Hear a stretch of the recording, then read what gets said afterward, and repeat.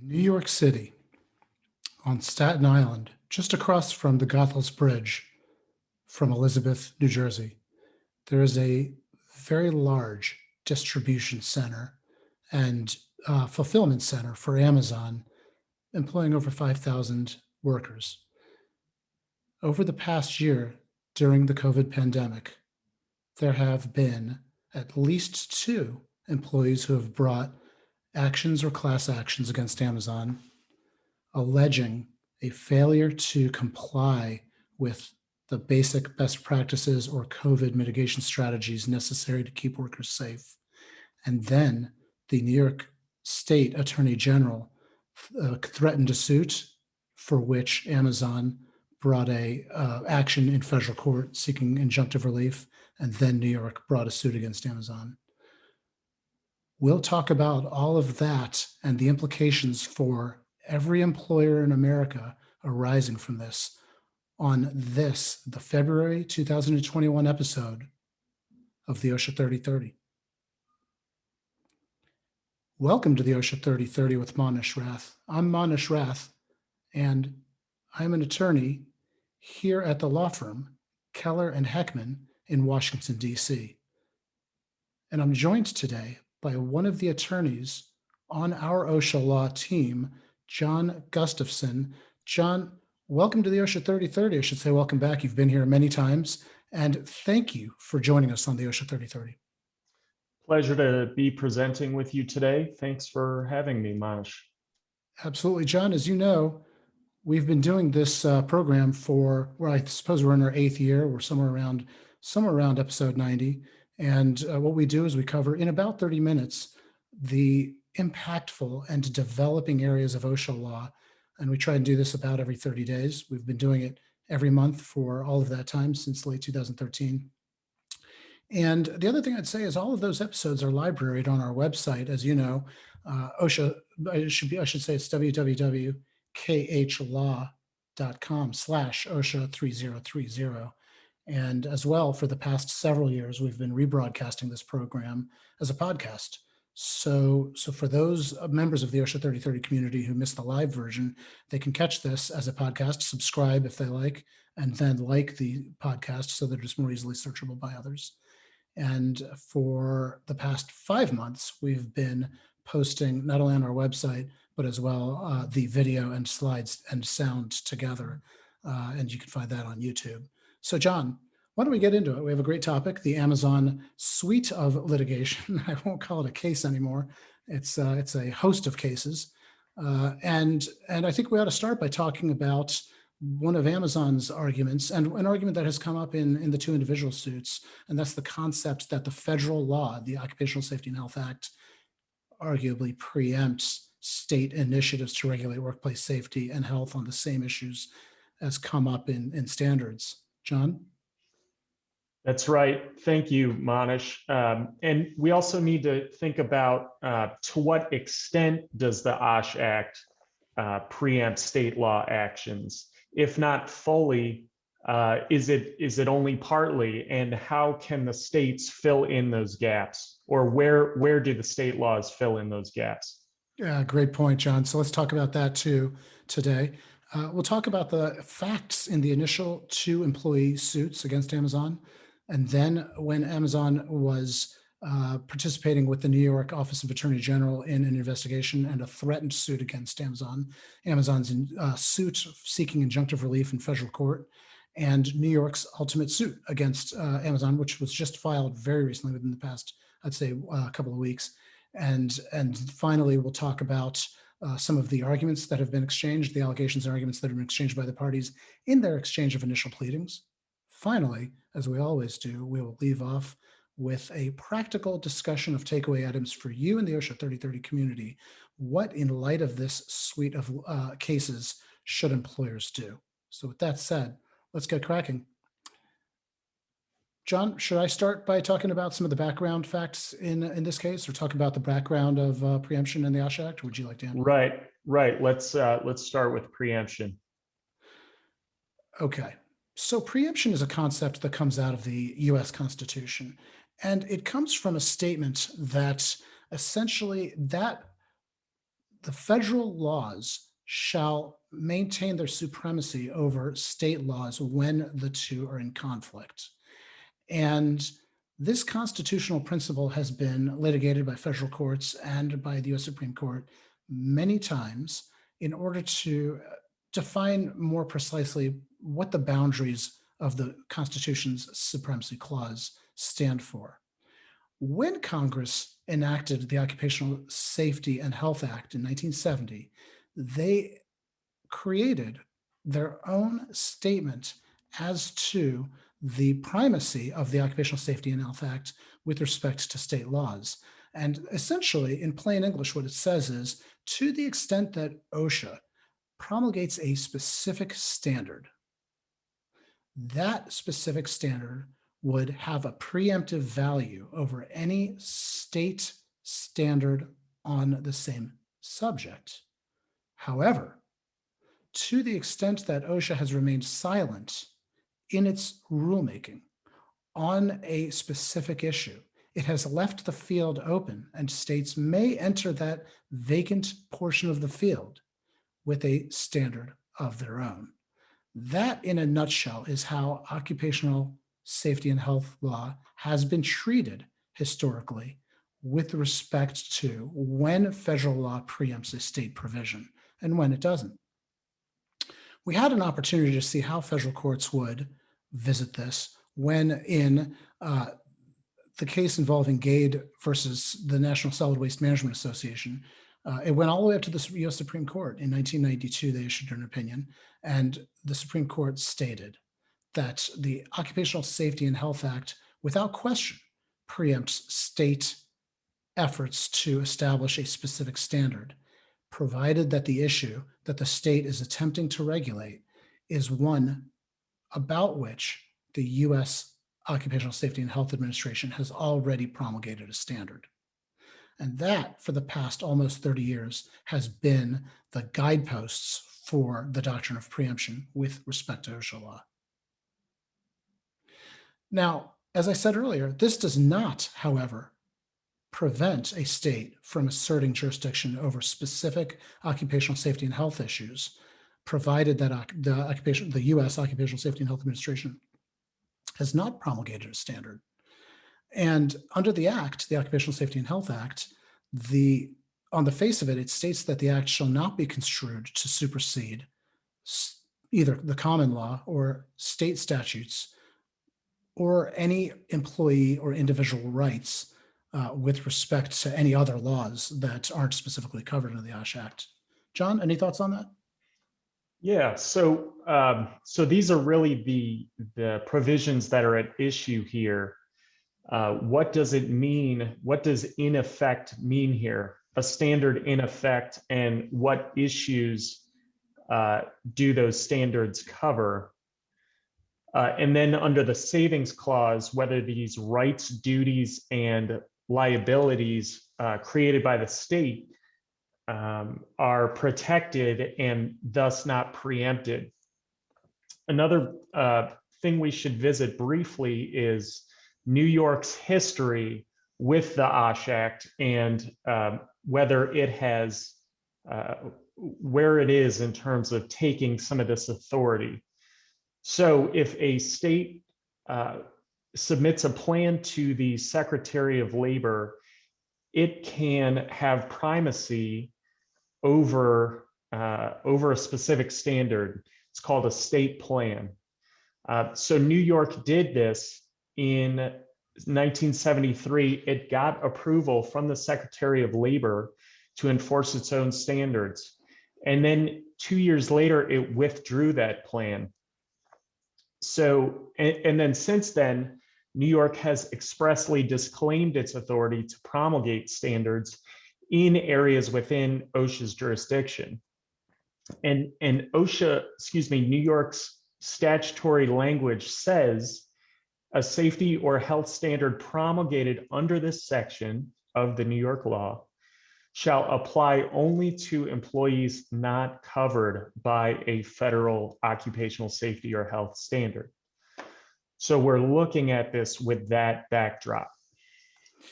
Yeah, that's a great point.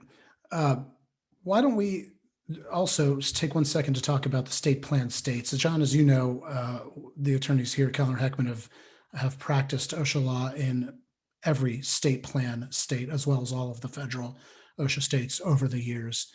And these state plan states are probably a confusing issue as we talk about the question of preemption. So I want to settle one thing about this case, which arises in the state of New York.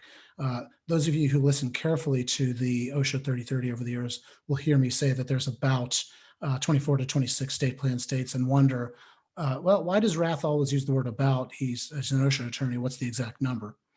Well, the answer is there's 22 state plan states that govern the entirety of the state. And there's another, I think, 6 that have varying degrees of state plans on file with OSHA. New York is one of them. New York's state plan that's on file only covers local and state employees. So for private employees in the state of New York, they're still covered under the national OSHA plan. It is not a state plan state with respect to employees of private employers. It is a state plan state with respect to employees of New York municipalities or the state of New York. So here we have a federal US OSHA issue at stake. And so then the preemption clause obtains with respect to federal law.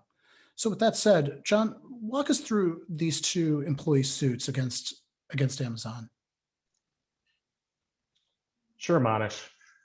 So we have these 2 suits brought by JFK 8 Distribution Center employees. That's in Staten Island. It's an enormous center, as Manesh stated. It's actually bigger than 15 football fields on a single floor. So they launched these suits, and the New York office of the Attorney General then used the facts of these suits to launch an investigation against Amazon. And this action cascaded. The New York Office of Attorney General increased its threats and pressure on Amazon, threatened to sue. And then on the basis of that imminent threatened action, Amazon brought a preliminary injunction suit. That is a suit to stop New York from enforcing its own state laws on the basis of that threat. And then Amazon's primary argument is that the state laws are preempted. So this is all very fresh. Okay, excuse me. Then after Amazon brought that injunction, New York, in federal court, New York went ahead and filed against Amazon in state court. So we have 4 lawsuits. Only one has been decided, and that's one of the employee suits. That's on appeal. The other employee suit has not been decided.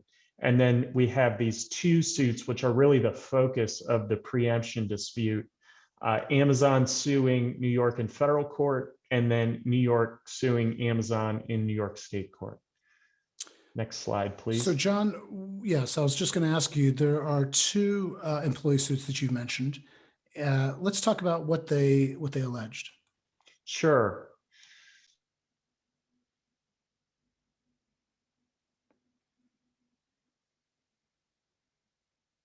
Why don't we start with the Palmer case, John? Yeah, excuse me. Sorry, I was on mute there. This suit was brought by a number of JFK 8 employees. They were dissatisfied with the cleaning protocols of Amazon. They were dissatisfied with the counting of time to maintain sanitation against them.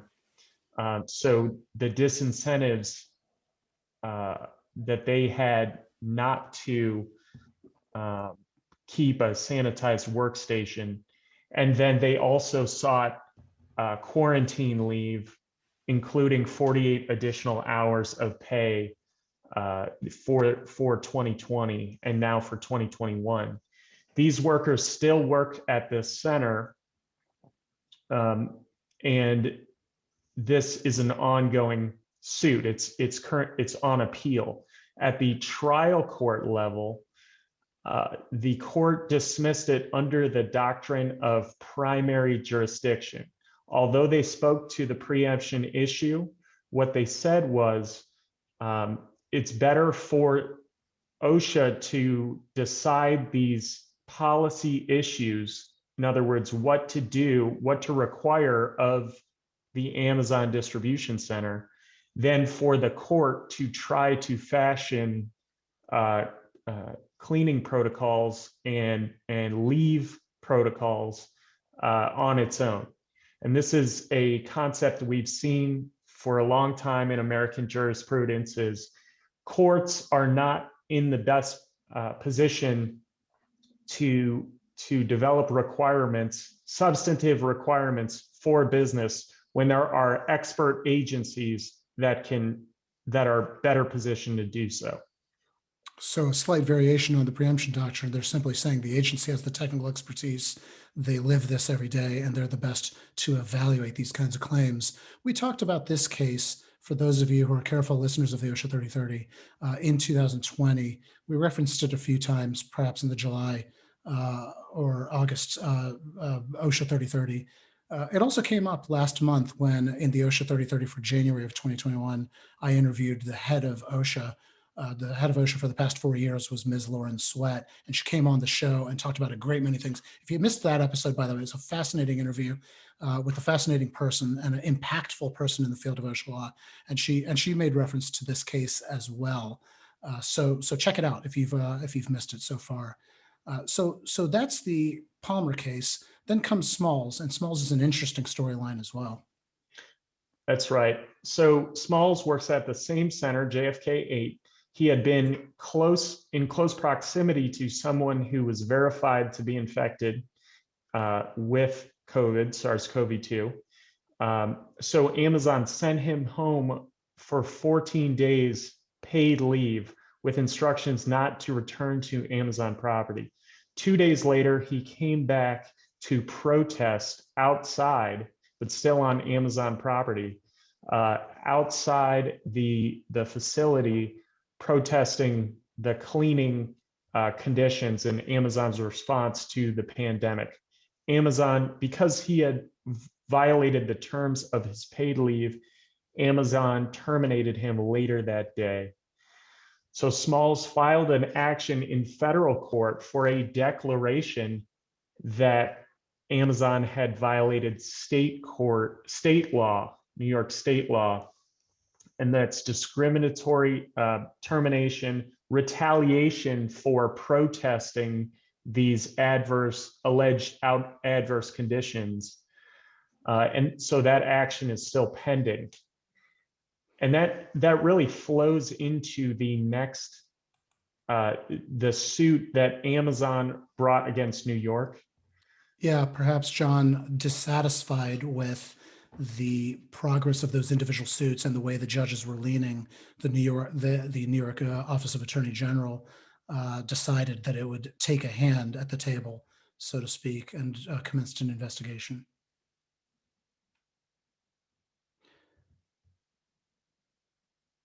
That's an interesting development, because when they commenced an investigation and started threatening the idea of bringing a suit themselves, Amazon filed with federal court in the Eastern District of New York a suit seeking injunctive relief and declaratory relief on the question, in part, of preemption. John? And I just want to note briefly that as this issue between the Office of Attorney General and Amazon was escalating, I'll just call the agency New York. New York was citing OSHA standards, the general duty clause under the OSHA Act, saying Amazon was violating these components of federal law passed under the OSHA Act. It also was trying to refer the issue to the with reference to Smalls specifically, to the National Labor Relations Board, the NLRB, to handle the termination, whether that was fair. So this is New York effectively admitting that these federal laws apply to this issue. It's an interesting admission. In order to advance their case, they are citing OSHA standards that they believe apply and that Amazon should have been following, according to them. And they've handed themselves to Amazon in Amazon's suit for declaratory and injunctive relief relating to preemption, because that constitutes a tacit admission. Well, I should say explicit admission that there are indeed US OSHA standards that are directly applicable here. That's right, Manesh. So I just want to point out quickly that Amazon needed this imminent threat from New York to file for its preliminary injunction. Ordinarily, a dispute is not ripe until the action, which here would be the enforcement action by New York against Amazon, occurs. But Amazon has a firm basis for trying to stop it because of those threats. So this case really turns on the language of the OSHA Act, Section 18 preemption clause, and then that Section 4 savings clause. And you'll remember the language that we had on the screen. It stated that a state can assert jurisdiction under state law over any occupational safety or health issue with respect to which no standard is in effect under the OSHA Act. So the courts are tasked with an interesting problem here, and a problem that affects employers around the country. The question is, how are we defining these occupational safety or health issues? Is the issue only COVID? Or are these issues of protective equipment, PPE, airborne contaminants, and sanitation, for which OSHA has standards? If the issue is COVID, are these other standards nevertheless in effect for purposes of the OSHA Act Section 18? Something that everyone seems to agree. There are certain OSHA standards that clearly apply. Right, that's right, Manesh. And then the question is, if the New York law then speaks to certain protocols that OSHA has not passed standards for, are those pieces of New York law, rather than the entire New York provision, are those pieces in effect where OSHA has not spoken? So these are nuanced and complex issues that the case is turning on. And of course, Amazon is saying that OSHA has made the determination that its other standards are in effect, are able to handle this issue, the pandemic. And so they're in effect under Section 18 of the OSHA Act, and thus New York has no legal authority for enforcing New York law against Amazon. So as anticipated by Amazon, New York, the Attorney General's office ultimately does file its action against Amazon, and it alleges that Amazon has, in its Staten Island facility and its facility in Queens, violated the Section 200 of the New York labor law, which is New York's general duty clause, as well as several other sections involving retaliation and whistleblower protection for those employees who have complained. Which is interesting because their specific allegations of alleged deficiencies are pretty much in line with the allegations presented by Palmer and Smalls, and they amount to, well, I think the ones that I would like to focus on are, you have this productivity speed for your workers. and employees clock in, clock out, and they're clocking out, or they're given some kind of allowance called time off of task for things like sanitation, washing hands, etc. And they're feeling rushed, and they're feeling rushed not to do those things properly, so they rush back to their task because of these line speeds or productivity speeds or productivity metrics. And when they do that, that constitutes a violation of all of these guidances, including New York State's own guidance for warehousing operations and distribution centers, as well as the occupational safety and health standards. And that is the basis of their allegation. So Amazon had anticipated this correctly and brought anticipatorily or preemptively a suit in federal court saying that the Office of Attorney General had no basis for even having a right to file this suit. And I thought that was a great move, frankly. It was swift and brought the battle to the New York State Office of Attorney General. John, as you noted, they are going to seek removal of the state claim against them to the federal court and see that the matter gets consolidated. I think that's a good move. They essentially told the New York State Office of Attorney General that you're a member of Prime, so we're going to deliver this to you a little early. And I think that that changes the dynamic, because now they get to first establish this preliminary threshold question, which could toss out the substantive elements of the case. But I don't think that the substantive allegations should be ignored here on the OSHA 3030 episode. I should point out that some of the allegations about this line speed and the busyness, and secondarily this idea that when Mr. Smalls had been quarantined, and he was paid to be quarantined, and all employees who were either a COVID case, a COVID suspected case, or in close contact were given a paid quarantine for 14 days. They're instructed not to return to the workplace as part of that COVID protocol, so as not to infect other workers. And Mr. Smalls, knowing this and receiving the pay to stay at home, came back onto the campus and to participate in a protest, and was terminated for violating the quarantine instructions. And he claimed that that was retaliatory because he had participated in a protest.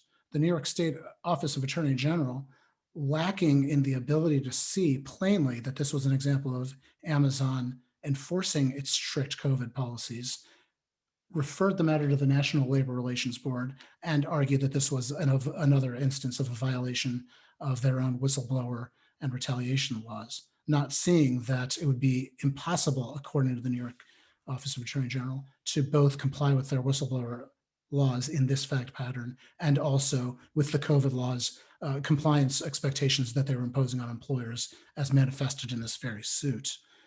So the substantive allegations matter, and pushed to adjudication on those substantive allegations, I can't see for any possibility that the New York State Office of Attorney General could prevail.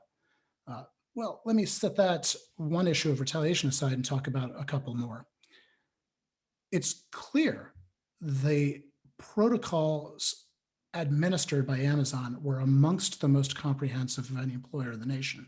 Something I would expect, because they had 5,000 employees coming in every day. They were deemed an essential workplace, an essential operation, and they needed to keep operations running. So it was in their own best interests to be what I'd call rigorous in their application of their own COVID mitigation protocols. And they were. They suspended this idea of time off task metrics for anyone who was spending time on COVID mitigation, to which the New York State Office of Attorney General simply replied, well, yeah, but you didn't successfully communicate that to people. And so some employees were still afraid to comply with COVID protocols that you implemented and required of them, for fear that they might, their productivity might be measured negatively, even though you weren't measuring it negatively. That's not an element of retaliation or whistleblower protections. The whistleblower or retaliation protections protect an employee who did the right thing and then was retaliated against. New York's allegation is essentially they didn't do the right thing. They were afraid to do the right thing because you have a productivity metric and they didn't know whether or not you might retaliate. That is a convolution of whistleblower or retaliation law. And I don't see how New York is going to prevail on that one. Another fact that I think is compelling for employers listening and part of our OSHA 3030 community, the case rate at both the Queens facility as well as the Staten Island facility for Amazon and all of the other Amazon facilities in New York was 50% of the case rate in the city of New York, the general population. And what that tells us is that if you're walking down the street in New York City, the safest place to duck into would have been that Staten Island Amazon fulfillment center. It would have been safer than anywhere outside of the fulfillment center, based specifically on Amazon's mitigation practices, policy, monitoring, and enforcement measures like keeping people away while they're on quarantine, something that they're now cited by the Office of Attorney General for. Far from representing a violation, I would say that represents compliance. So those are facts that I think have to be addressed. In light of this, John, let's talk about what we think employers should do. What are the takeaway items from this case? Well, the first question that might come to mind amongst our listening participants is, well, what was the result of these cases? These cases have the New York Office of Attorney General has just filed its suit. Amazon just immediately before that, about a month and a half ago now, filed its preemptive suit seeking declaratory and injunctive relief, alleging that New York should be prohibited from filing this claim, either based on the primary jurisdiction of OSHA or on the preemption clause, the supremacy clause, or the preemption clause in the OSHA Act itself. So we have yet to see how these cases will unwind, but the mere fact that the state has brought these suits should be instructive and should lead us to some practical takeaway lessons. Well, I think the first is that we have to keep an eye on this case and see how it's settled out. I certainly do hope that they're consolidated, the state case by New York and the preemptive suit for injunctive relief by Amazon in the federal court in Eastern District are consolidated in federal court so that we have some basis of precedents or jurisprudential value elsewhere in the country for other states to follow. John, I think the other thing we ought to talk about is the importance that this case highlights for employers to not only follow federal laws, like the guidance that's coming out by OSHA and the Centers for Disease Control, but also the local and state utterances on COVID protocols as well.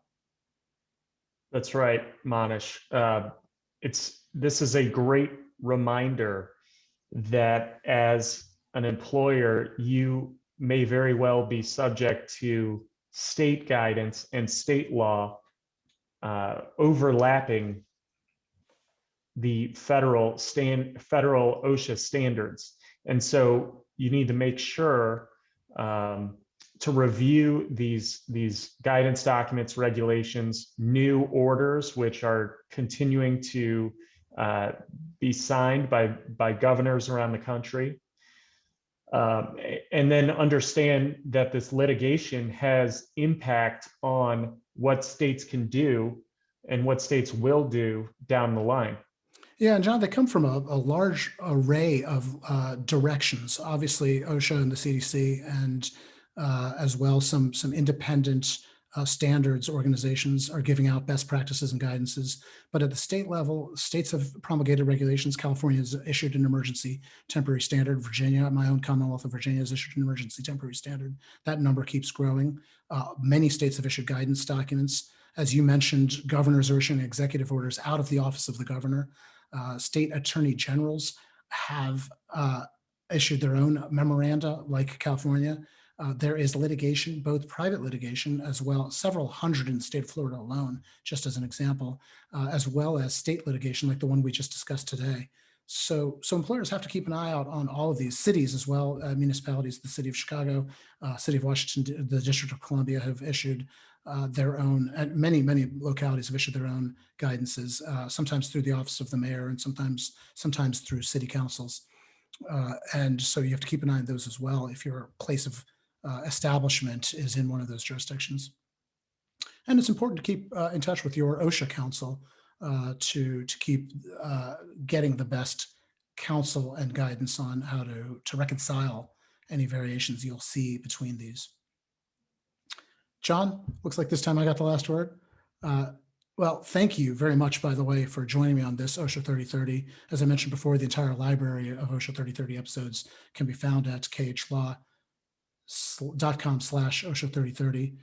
We're also on LinkedIn, and this program, as well as for the past several years, episodes are available as a podcast. You can find them on your favorite podcast app, such as Google Podcasts, Stitcher and SoundCloud, iHeartRadio, even Spotify, and I think we're even on Alexa.